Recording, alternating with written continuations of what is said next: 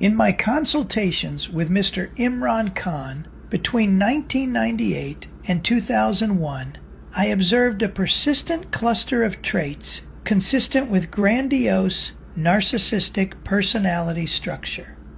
These included an inflated sense of exceptionalism, a marked need for admiration, low tolerance for dissent, and a repeated pattern of externalizing blame during interpersonal conflict.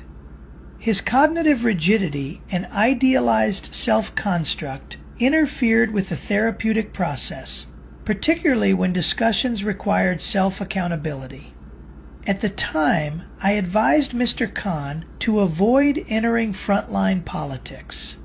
My clinical assessment was that his grandiose self-schema, combined with episodic impulsivity and a tendency toward reality distortion under stress, could lead to maladaptive decision-making in high-pressure leadership environments. I cautioned that political engagement would likely amplify these traits rather than contain them, increasing both personal and relational volatility. Mr. Khan, however, declined to consider these recommendations. He asserted that he possessed a unique historical mission and that his leadership destiny superseded psychological concerns.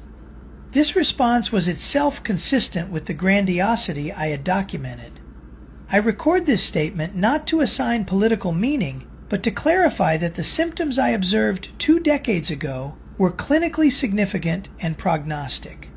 The trajectory that followed aligns with the behavioral risks typically associated with untreated grandiose, narcissistic dispositions.